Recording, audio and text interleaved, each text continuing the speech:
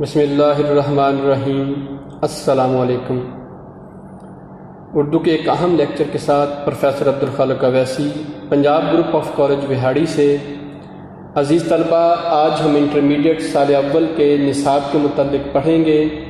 Intermediate سال اول کے نصاب کو دو حصوں میں تقسیم کیا گیا ہے۔ حصہ اول حصہ مروزی ہے، حصہ دوم حصہ انشائی ہے۔ حصہ مروزی کو آگے 4 حصوں میں تقسیم کیا گیا ہے۔ نمبر 1 نثری اسباق کے متعلق کثیر الانتخابی سوالات، نمبر 2 ادبی اصطلاحات، نمبر 3 شعری اصطلاحات ہیں، اور نمبر 4 تذکیر و تانیث ہے۔ آئیے اب ہم ان چاروں حصوں کے متعلق پڑھتے ہیں۔ نمبر 1 ہے نثری اسباق کے متعلق کثیر الانتخابی سوالات۔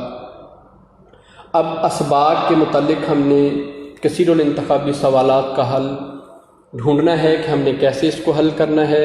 جو بچہ سبق کو مکمل پڑھ لیتا ہے اور اس پورے سبق کو اپنے ذہن میں رکھتا ہے تو اس کے لیے ان کثیر الانتخابی سوالات کو حل کرنا آسان رہے گا، اور جو بچہ ان اسباق کو ذہن میں نہیں رکھے گا یا کسی جملے کو بھول جائے گا، ہو سکتا ہے کہ وہی جملہ اسے کثیر الانتخابی سوالات میں آ جائے تو پھر وہ اس کو حل کرنے سے قاصر رہے گا۔ تو یہ سبق جو ہے بڑی اہمیت کے حامل ہیں۔ یہ سوالات کے متعلق بھی، اور اس کے استعمال جو ہے آگے خلاصے میں اور تشریح میں بھی آتا ہے، لہذا اس کا ایک ایک جملہ اور فقرہ ہمارے لیے بڑی اہمیت رکھتا ہے۔ جو بچہ اس کو مکمل تیار کر لے گا نثری حصے کو، تو پھر اس کے لیے یا اس کے بہت سارے سوال حل ہو جائیں گے۔ دوسرا حصہ ہے ادبی اصطلاحات۔ ادبی اصطلاحات کو بھی آگے 2 حصوں میں تقسیم کیا گیا ہے، علم بیان اور صنائع بدائع میں۔ علم بیان کی عمارت 4 ستونوں پر قائم ہے۔ نمبر 1 ہے تشبیہ، نمبر 2 استعارہ، نمبر 3 مجاز مرسل، نمبر 4 کنایہ۔ نمبر 1 تشبیہ، جو علم بیان کا سب سے اہم ستون ہے، یعنی علم بیان کا سب سے اہم ستون تشبیہ ہے۔ یہ MCQ بھی بن سکتا ہے، یہ آپ سے پوچھا جا سکتا ہے کہ علم بیان کا سب سے اہم ستون کیا ہے یا کون سا حصہ ہے۔ تو تشبیہ علم بیان کا سب سے اہم رکن ہے، اور اس کے بعد استعارہ ہے۔ یہ 2 چیزیں آپ کے سال اول کے نصاب میں شامل ہیں۔ مجاز مرسل اور کنایہ آپ کے نصاب میں شامل نہیں ہے۔ اور تیسری چیز جو ہے وہ صنائع بدائع میں سے تنبیہ ہے، تو ہمیں تنبیہ کے متعلق بھی پتہ ہونا چاہیے، تشبیہ اور استعارہ کے متعلق بھی پتہ ہونا چاہیے۔ علم بیان جیسے کہ اپنے معنی سے ہی ہمیں واضح ہے کہ بیان کرنے کا انداز، طریقہ، یا بیان کرنے کا علم، یا یہ کہہ لیں کہ ہر بندے کا بولنے کا انداز مختلف ہوتا ہے۔ کچھ بولتے ہیں تو کمال ہی کر دیتے ہیں، اور کچھ بولتے ہیں تو پھر انسان کا دل یہ چاہتا ہے کہ یہ بندہ گفتگو اپنی ختم کرے اور ہماری جان چھوڑے۔ تو لیکن جو بولتے ہیں اور ہم ان کو دیکھتے رہتے ہیں اور ان کی گفتگو سنتے رہتے ہیں، وقت کا پتہ نہیں چلتا ہے کہ وقت کیسے گزر ہو جاتا ہے، تو ان بندوں نے علم بیان کا سہارا لیا ہوتا ہے۔ جیسے ہم علماء حضرات کو دیکھتے ہیں کہ ایک بہت بڑے مجمع کو وہ اپنی گفتگو سمجھا رہے ہوتے ہیں، گفتگو کر رہے ہوتے ہیں، تو وہ علم بیان کا سہارا لیتے ہیں۔ ہم بہت سارے شعراء اکرام کو دیکھتے ہیں، جب وہ کوئی شعر پڑھتے ہیں تو لوگ اش اش کر اٹھتے ہیں، واہ واہ کر اٹھتے ہیں۔ ہم بہت سارے تقریر کرنے والے لوگوں کو سنتے ہیں تو وہ بھی علم بیان کا سہارا لیتے ہیں۔ تو علم بیان ایک بہت اہم حصہ ہے جو آپ کے سلیبس میں شامل ہے۔ علم بیان کے بعد صنائع بدائع ہے، صنائع بدائع میں تلمیح شامل ہے۔ اب پیپر بنانے والے پر انحصار کرتا ہے کہ وہ تشبیہ میں سے 2 MCQ لے لے، 2 استعارہ میں سے لے لے، 1 تلمیح سے لے لے، تو اس طرح یہ 5 اس میں کثیر الانتخابی سوالات بنیں گے، اور ان کو آپ نے حل کرنا ہوگا۔ جو درست آپشن ہوگا اس کو آپ نے ٹک کرنا ہوگا۔ تو اس طرح ادبی اصطلاحات کو آپ نے مکمل حل کرنا ہے۔ پھر شعری اصطلاحات جو ہیں، اس میں 4 چیزیں شامل ہیں۔ نمبر 1 ردیف ہے، نمبر 2 مطلع ہے، شعری اصطلاحات میں نمبر 1 ردیف ہے، نمبر 2 قافیہ ہے، نمبر 3 مطلع ہے، نمبر 4 مقطع ہے۔ ردیف جو لفظ بغیر تبدیلی کے غزل یا قصیدے میں آتے ہیں، ہر دوسرے شعر کے دوسرے مصرعے میں انہیں ہم ردیف کہتے ہیں۔ قافیہ جو ہے یعنی ہم آواز کو الفاظ کو کہا جاتا ہے۔ مطلع غزل کا پہلا شعر ہوتا ہے جس کے دونوں مصرعے ہم ردیف اور ہم قافیہ ہوتے ہیں۔ اگر ہم ردیف نہ بھی ہوں تو ہم قافیہ ہونا ضروری ہے۔ اور مقطع غزل کا آخری شعر، غزل یا قصیدے کا آخری شعر ہوتا ہے جس میں شاعر اپنا تخلص استعمال کرتا ہے، اور اس میں سے بھی 5 MCQ لیے جائیں گے، کثیر الانتخابی سوالات آئیں گے، اور اب پیپر بنانے والی کی مرضی ہے وہ 2 ردیف میں سے لے لے اور باقی میں سے ایک لے لے، یا قافیے میں سے 2 لے لے اور باقیوں میں سے ایک لے لے۔ یہ پیپر بنانے والے پر انحصار کرتا ہے کہ وہ کس بات کو زیادہ ترجیح دیتا ہے۔ اور چوتھا حصہ مروزی میں سے ہے تذکیر و تانیث کا، یہ بھی 5 نمبروں کا ہے، یعنی 5 کثیر الانتخابی سوالات تذکیر و تانیث کے آئیں گے۔ تذکیر و تانیث مذکر اور مؤنث کو کہتے ہیں، یعنی اس میں مذکر مؤنث، جیسے اللہ تعالیٰ کی ذات اقدس نے کائنات میں ہر چیز کے جوڑے بنا دیے ہیں، یعنی ایک نر اور ایک مادہ ہے، لیکن یہاں پہ 9ویں 10ویں میں تو ہم نے نر اور مادہ کے متعلق سیکھا ہے، پڑھا ہے، تو لیکن فرسٹ ایئر اور سیکنڈ ایئر میں ہم نے ان کے متعلق نہیں پڑھنا ہے، بلکہ ہم نے لفظوں کے متعلق پڑھنا ہے کہ یہ لفظ مذکر ہے یا مؤنث ہے۔ جیسے اردو پڑھا جاتا ہے یا پڑھی جاتی ہے، دریا بہتا ہے یا بہتی ہے، اخبار پڑھا جاتا ہے یا پڑھی جاتی ہے، کتاب پڑھی جاتی ہے یا پڑھا جاتا ہے، تو ان کے متعلق ہم نے سیکھنا ہوگا۔ اس میں 5 MCQ آئیں گے۔ اس طرح کل ملا کے 20 نمبروں کا حصہ مروزی ہے۔ جو بچہ 20 نمبر حصہ مروزی میں سے لے جاتا ہے تو اس کے لیے یہ آسانی ہے کہ وہ باقی پیپر میں حصہ انشائی میں سے بھی اچھے سے اچھے نمبر لے جائے گا، کیونکہ پیپر چیک کرنے والا وہ یہ جانتا ہے جس بچے نے مروزی میں کوئی غلطی نہیں کی تو اس کا حصہ انشائی بھی بہت اچھا ہوگا، لہٰذا وہ حصہ انشائی کو بھی بڑی توجہ سے چیک کرتا ہے۔ تو بیٹا حصہ مروزی جو ہے ہمارے لیے بہت اہم ہے، اس کو جتنی زیادہ اہمیت دیں گے ہمارے لیے اتنا ہی اہم ہے، ہمارے لیے اتنا ہی اچھا ہے۔ اب ہم حصہ انشائی کی طرف آتے ہیں۔ اب حصہ انشائی جو ہے اس کا سوال نمبر 2 جو ہے اس کا الف جز ہے، نظم کے اشعار کی تشریح، یہ 10 نمبروں کا ہے، اور اس کو حل کرنے کا طریقہ یہ ہے کہ 2 اشعار ایک ہی نظم سے آئیں گے اور وہ دونوں کے دونوں کرنے ہوں گے، یعنی ایک شاعر کی ایک ہی نظم میں سے دونوں شعر آئیں گے اور وہ دونوں کے دونوں اشعار کرنے ہوں گے۔ اور سب سے پہلے آپ لکھیں گے نظم کا عنوان، پھر شاعر کا نام اور پھر تشریح لکھیں گے۔ نظم کے عنوان کا 1 نمبر ہے، شاعر کے نام کا 1 نمبر ہے اور تشریح کے 8 نمبر ہیں۔ دونوں اشعار کی تشریح آپ اکٹھے کریں گے اور نظم کا نام اور شاعر کا نام لکھیں گے۔ اس طرح پھر آپ 10 نمبروں میں سے اچھے نمبر لے جائیں گے۔ اور اس کو ایک شعر کی تشریح کو آپ نے 1.5 صفحہ کرنا ہے، اس میں 3 شعری حوالہ جات، اس کے علاوہ یعنی کم از کم 3 شعری حوالہ جات ہونے چاہیے۔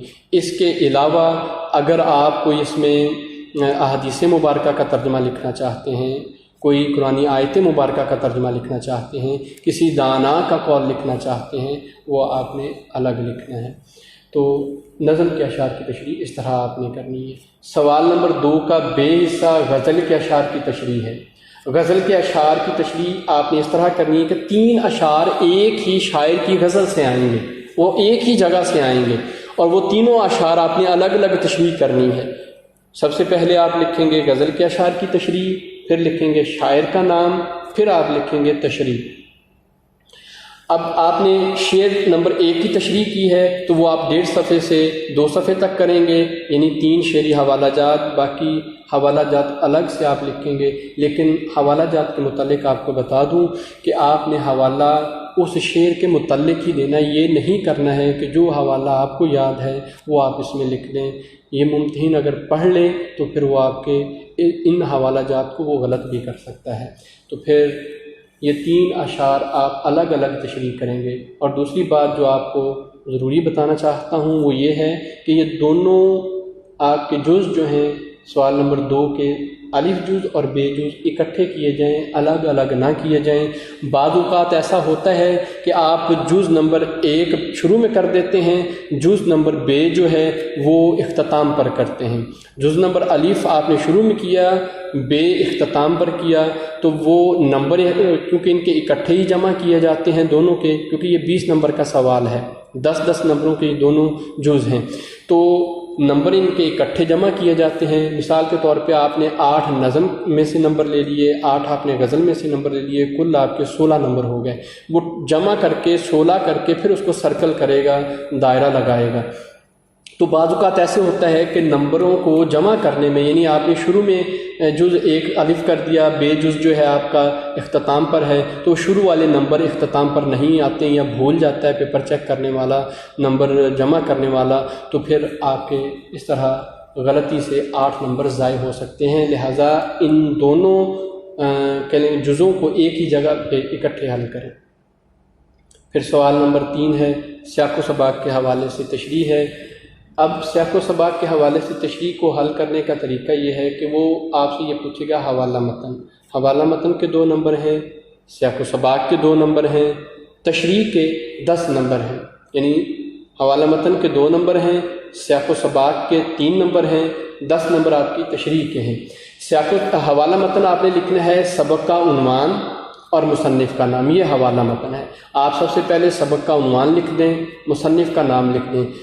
سبق کا عنوان 1 نمبر اس کا ہے، مصنف کے نام کا 1 نمبر ہے، پھر آپ نے سیاق و سباق لکھنا ہے۔ سیاق و سباق کے 3 نمبر ہیں۔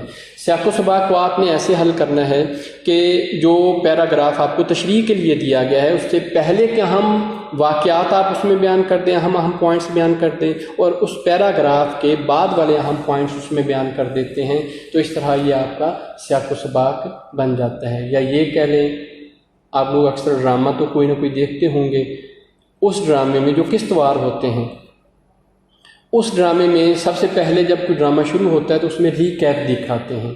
ریکیپ میں کیا ہوتا ہے کہ جتنی بھی اقساط گزر چکی ہوتی ہیں ان میں سے اہم پوائنٹس وہ آپ لوگوں کو دکھا دیتے ہیں، وہ جھلکیاں دکھا دیتے ہیں، جس سے آپ لوگوں کو پتہ چل جاتا ہے کہ جو باقی اقساط پہلے گزر چکی ہیں ان میں یہ واقعات ہو چکے ہیں۔ پھر آپ وہ ڈرامہ دیکھتے ہیں تو آپ کو پتہ چل جاتا ہے کہ اب اس ڈرامے میں یہ کچھ ہوا ہے۔ جب آپ ڈرامہ مکمل کر چکے ہوتے ہیں تو اس کے بعد نیکسٹ ایپیسوڈ یعنی آنے والی اقساط میں وہ جو اہم پوائنٹس ہیں وہ ان کو دکھاتے ہیں کہ ان میں آنے والے کہہ لیں کہ ڈرامے میں کون سے اہم پوائنٹس ہیں۔ جب آپ وہ دیکھ لیتے ہیں تو آپ کو اندازہ ہو جاتا ہے، ایک تجسس پیدا ہو جاتا ہے کہ آنے والے ڈرامے میں یہ کچھ ہوگا۔ تو جو آپ کی نیکسٹ ایپیسوڈ اور جو ریکیپ تھا وہ آپ کا سیاق و سباق ہے۔ اب وہ آپ نے لکھنا کتنا ہے، یہ دیکھیں 3 نمبر کا ہے، تو آپ نے لکھنا بھی 3 نمبروں جتنا ہی ہے، یعنی 8 سے لے کر 10-12 لائنوں تک لکھنا ہے، اس سے زیادہ نہیں لکھنا ہے۔ کچھ بچے ایسا کر جاتے ہیں کہ اسے بہت زیادہ بڑھا چڑھا کے لکھ دیتے ہیں۔ وہ کیا کرتے ہیں، اسے وہ تقریباً صفحہ 2 صفحے لکھ دیتے ہیں، جو کہ پیپر چیک کرنے والا غلط کر دیتا ہے، 1 نمبر بھی نہیں دیتا ہے۔ تو ایسا ہرگز نہ کریں کہ آپ اس کو زیادہ سے زیادہ یعنی اس کو طوالت کی طرف نہ لے کے جائیں، اس کو یعنی کم کرنے کی کوشش کریں، یعنی 8 سے 12 لائنوں تک آپ لکھیں۔ پھر تشریح ہے، تشریح کم از کم یعنی جو نثر پارے کی تشریح ہے وہ 3 صفحوں پر مشتمل ہونی چاہیے، یعنی نہ اس سے زیادہ تو آپ لکھ سکتے ہیں، کم نہ لکھیں۔ اس سے یہ ہوتا ہے کہ جو پیپر چیک کرنے والا ہے پھر وہ دیکھتا ہے کہ اس بچے نے آیا کہ اس کی وضاحت بھی کی ہے۔ ویسے تو یہ کہا جاتا ہے کہ آپ جو بھی آپ کو پیراگراف آیا ہے اس کو 3 حصے بڑھا کے لکھ دیں تو وہ آپ کی تشریح ہو جائے گی، لیکن اگر آپ یہ لکھیں گے تو آپ کا 1 صفحہ بھی نہیں بنے گا، 1 صفحہ یا یہ کہنے کہ 1 صفحہ بنے گا لیکن اس سے آپ اچھے نمبر نہیں لے جا سکیں گے۔ کم از کم 3 صفحے آپ نے لکھنے ہیں، اور پھر اس میں یعنی کہ 4 سے 5 شعری حوالہ جات ہونے چاہیے۔ باقی آپ اس میں کسی دانا کا قول لکھ دیں، احادیث مبارکہ لکھ دیں، یا نثر قرآن آیت مبارکہ کا ترجمہ لکھ دیں، وہ آپ الگ اس میں حوالہ جات لکھ سکتے ہیں، لیکن اس پیراگراف کے متعلق ہی ہونے چاہیے۔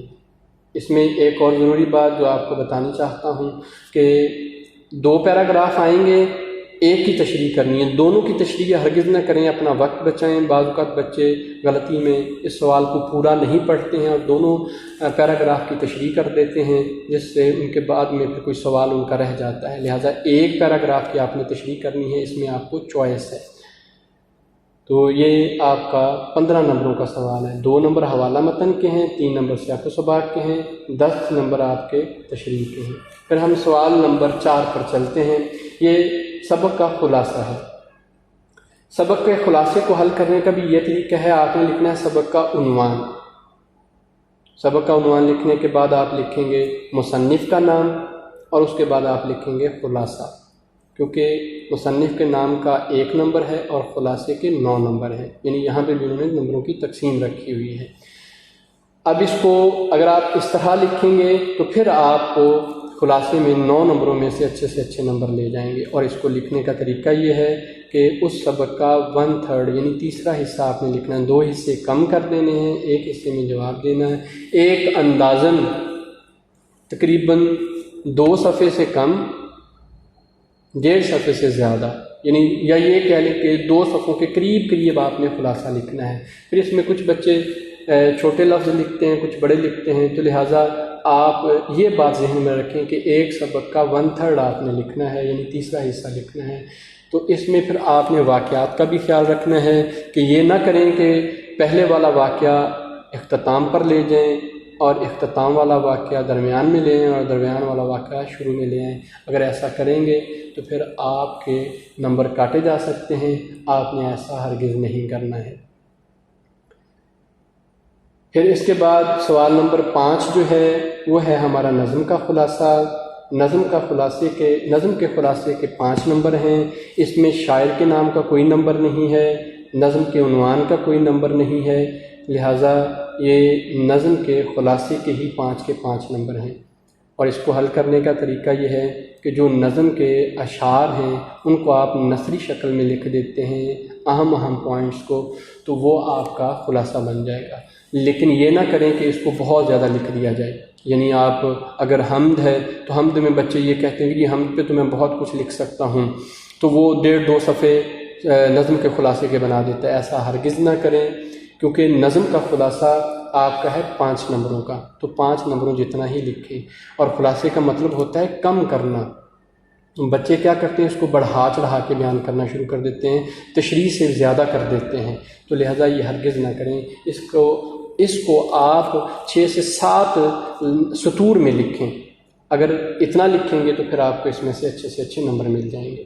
اور پھر اس میں بھی واقعات کا خیال رکھیں کہ کوئی واقعہ شروع والا اختتام پر نہ لے جائیں اور اختتام والا شروع میں نہ لے جائیں، اور کوئی اہم پوائنٹس ایسا نہ کریں کہ آپ اسے بیچ میں سے ختم کر دیں یا نہ لکھیں۔ اور یہ بھی ذہن میں رکھیں کہ آپ خلاصہ جہاں سے بھی یاد کریں تو اس میں اہم پوائنٹس کا ضرور خیال رکھیں۔ اگر کسی خلاصے میں آپ نے یہ تیار کیا تو اس میں کوئی اہم پوائنٹس نہیں انہوں نے لکھا ہے تو آپ اسے خود سے اس میں ضرور بیان کریں، سبق کے خلاصے میں بھی اور نظم کے خلاصے میں بھی۔ تو اس طرح سوال نمبر جو 6 ہے آپ کا، وہ روداد یا مکالمہ یا روزنامچہ، یعنی ان دو چیزیں آ جاتی ہیں، روداد اور مکالمہ دیا جاتا ہے جن میں سے ایک کرنا ہوتا ہے، مکالمہ یا روزنامچہ دے دیا جاتا ہے، ان میں سے ایک کرنا ہوگا، یا روزنامچہ اور روداد دے دی جاتی ہیں، ان میں سے ایک کرنا ہوگا۔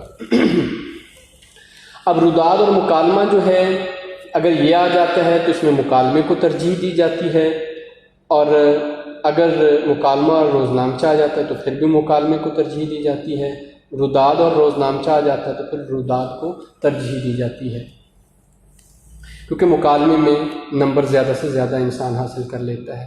روداد کیا چیز ہے؟ روداد جو ہے آپ کے کالج میں یا کہیں بھی کوئی فنکشن ہوا ہے، کوئی تقریب ہوئی ہے، تو اس کا آنکھوں دیکھا احوال آپ لکھ دیتے ہیں، جو کچھ وہاں پہ ہوا ہے وہ آپ لکھ دیتے ہیں، تو اس کو روداد کہتے ہیں۔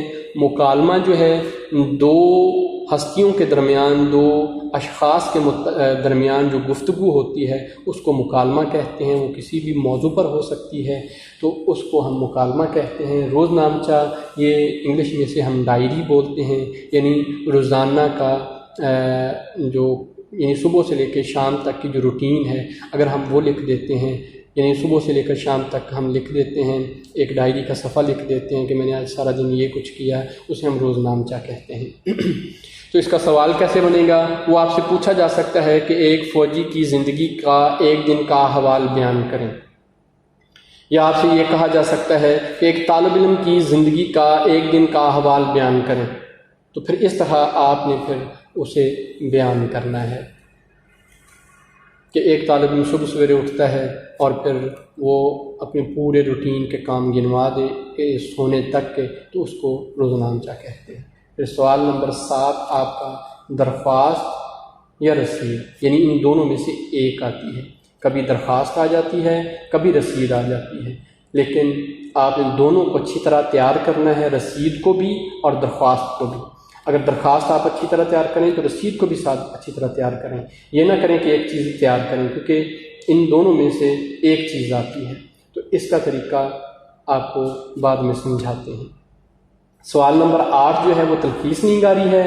تلخیص نگاری کے متعلق سن لیں، یہ 10 نمبر کا سوال ہے، 8 نمبر تلخیص نگاری کے ہیں، 2 نمبر اس کے عنوان کے ہیں۔ اب تلخیص نگاری کیا چیز ہے؟ ایک پیراگراف آئے گا، اس پیراگراف کو آپ نے 2 حصے کم کر کے ایک حصے میں جواب دینا ہے، یعنی 1/3 آپ نے اس کا کرنا ہے، یعنی 2 حصے کم کر کے ایک حصے میں اس کا جواب دینا ہے۔ مثال کے طور پہ ایک پیراگراف آیا جس کی 9 لائنیں ہیں، تو آپ نے جواب کتنی لائنوں میں دینا ہے؟ 3 لائنوں میں جواب دینا ہے۔ یا آپ کو 150 لفظ اس پیراگراف کے آ جاتے ہیں تو اس پیراگراف کا جواب آپ نے 50 لفظوں میں دینا ہے۔ یا آپ کو 120 لفظ آ جاتے ہیں تو آپ نے اس کا جواب 40 لفظوں میں دینا ہے۔ تو یہ تھوڑا سا مشکل کام ہے، لیکن جب آپ اس کو بار بار کریں گے، اس کی مشق کریں گے، تو یہ آپ کے لیے مشکل نہیں بلکہ آسان ہو جائے گا، اور اس میں آپ اپنا وقت بھی بچا سکیں گے۔ تو پھر آپ نے اس کے یعنی ایک عنوان ڈھونڈنا ہے جو درست ہو۔ اگر آپ کو یہ لگے کہ یہ میرا عنوان درست نہیں ہے تو آپ دوسرا عنوان بھی لکھ سکتے ہیں، دوسرا عنوان بھی آپ کو لگے کہ یہ درست نہیں تو پھر آپ زیادہ سے زیادہ 3 عنوانات لکھ سکتے ہیں۔ اگر ان میں سے پہلا والا درست ہو جاتا ہے تو آپ کو 2 نمبر مل جائیں گے، اگر پہلے والا غلط ہو گیا تو وہ دوسرے والا چیک کرے گا پیپر چیک کرنے والا، تو پھر آپ کو اگر وہ درست ہو جاتا ہے تو اس میں سے 2 نمبر مل جائیں گے۔ اگر پہلے دونوں غلط ہو جاتے ہیں، تیسرا درست ہو جاتا ہے تو آپ کو 2 نمبر مل جائیں گے۔ تو اس طرح آپ نے تلخیص نگاری کرنی ہے۔ پھر اب آپ کو ہم درخواست نگاری کے متعلق بیان کرتے ہیں کہ درخواست آپ کیسے لکھیں۔ تو درخواست لکھنے کا بچوں طریقہ یہ ہے کہ باخدمت جناب پرنسپل، یعنی جس ادارے کے سربراہ کو آپ درخواست لکھ رہے ہیں اس کا عہدہ وہاں پہ لکھیں، باخدمت جناب پرنسپل۔ اور اس میں یہ بھی سن لیں کہ کسی بھی سربراہ کو 2 عہدے کبھی بھی نہ دیے جائیں۔ باخدمت جناب پرنسپل صاحب، یعنی جناب اور صاحب آپ نے اکٹھا نہیں لکھنا ہے، بلکہ کیا لکھنا ہے؟ باخدمت جناب پرنسپل لکھنا ہے۔ یہ حصہ لکھنے کے بعد آپ چلے جائیں گے پنجاب گروپ آف کالج، یعنی اس ادارے کا نام لکھیں گے۔ پھر اس ادارے کا نام لکھنے کے بعد اس شہر کا نام لکھیں گے، یعنی پہلی لائن جو ہے اس کے 3 حصے ہیں، باخدمت جناب پرنسپل یعنی اس ادارے کے سربراہ کا عہدہ، پھر اس ادارے کا نام، پھر اس شہر کا نام۔ اگر یہ آپ مکمل لکھ دیں گے اس طرح جیسے آپ کو بیان کیا ہے، بیچ میں علامت سکتہ لگا دیتے ہیں، تو 1 نمبر آپ اس حاصل کر لیں گے۔ اس کے بعد عنوان ہے، یعنی جس عنوان کے تحت آپ درخواست لکھ رہے ہیں، درخواست برائے تاریخی مقامات کی سیر۔ یہ لکھنے کے بعد آپ لکھیں گے جناب عالی، لکھیں گے جناب عالی۔ اگر آپ لکھ دیں گے تو بعض کا جناب عالی میں یہ کے اوپر کھڑی زبر ڈال دیتے ہیں کچھ لوگ، یہ غلط ہے، بلکہ وہ یہ نہیں، علامت ندائیہ ہے جناب عالی، وہ آپ علامت لگائیں، اور اگر ایسا لکھیں گے تو 1 نمبر آپ حاصل کر لیں گے۔ اگر آپ وہ کھڑی زبر ڈال دیں گے تو وہ غلطی ہوتی ہے، وہ غلط بھی کیا جا سکتا ہے۔ پھر آپ نفس مضمون لکھیں گے۔ نفس مضمون میں بھی کچھ بچے غلطی کر جاتے ہیں کہ گزارش جو ہے وہ زے کی بجائے زال سے لکھ دیتے ہیں، تو آپ نے زے سے لکھنا ہے، گزارش ہے۔ وہ لکھنے کے بعد آپ پھر مکمل اپنا نفس مضمون لکھیں، اور نفس مضمون 5 نمبروں کا ہے۔ یہ لکھنے کے بعد دعائیہ کلمات اختتام پر آپ لکھیں گے کہ خدا آپ کا اقبال بلند کرے، خدا آپ کو ترقی عطا فرمائے، یا آپ لکھ لیں خدا آپ کو آسانی عطا فرمائے۔ ان میں سے ایک آپ دعائیہ کلمات کا انتخاب کر سکتے ہیں۔ پھر آپ عرض گزار یا درخواست گزار لکھیں گے، نام لکھیں گے اور کلاس لکھیں گے، یعنی عرض گزار نام کلاس کا ایک نمبر ہے، اور پھر عرض گزار کے سامنے آپ نے تاریخ لکھنی ہے، جیسے 30 جون 2020 یا 30 جون 2020، یہ دو طریقے درست ہیں تاریخ لکھنے کے۔ یہ ایک ڈھانچہ ہے درخواست لکھنے کا، اس کے مطابق آپ نے اپنی درخواست مکمل کرنی ہے۔ پھر اب نفس مضمون جو ہے درخواست کا، اس کے متعلق بھی آپ سمجھ لیں کہ آپ اگر لکھ دیتے ہیں کہ گزارش ہے کہ ہم کالج والے یہ چاہتے ہیں، کالج والے طلبہ یہ چاہتے ہیں کہ ہمیں کسی تاریخی مقام کی سیر کروائی جائے، تو آپ سے التماس ہے کہ آپ ہمارے لیے کسی تاریخی مقام کی سیر کا انتظام کریں۔ یہ بات ہماری مکمل ہو گئی ہے، درخواست ہماری مکمل ہو گئی ہے، لیکن یہ 1.5-2 لائنیں لکھنے سے ہم نمبر نہیں حاصل کر سکیں گے۔ نمبر حاصل کرنے کے لیے ہمیں پھر اس درخواست کو 1.5 سے 2 صفحوں تک لے جانا پڑے گا۔ کم از کم آپ 1 صفحہ یا 1.5 صفحے تک لکھیں گے تو پھر آپ کو یعنی 10 نمبروں میں سے اچھے نمبر مل جائیں گے۔ یعنی نفس مضمون 5 نمبروں کا ہے تو پھر 5 نمبروں میں سے اگر 3 نمبر آپ نفس مضمون میں لے جاتے ہیں تو 5 نمبر اگر آپ باقی جو ڈھانچہ اس کا درست لکھ دیتے ہیں تو 5 نمبر وہاں سے لے جا کے آپ 8 نمبر آسانی سے اس میں سے لے سکتے ہیں۔ تو بیٹا ان تمام چیزوں کو ضرور مد نظر رکھیے گا، اور اس کی نمبروں کی جو تقسیم ہے اس کے متعلق بھی آپ کو بتا دیا گیا ہے۔ جو آپ نے پورے سال میں سلیبس پڑھنا ہے وہ بھی آپ لوگوں کو بتا دیا گیا ہے۔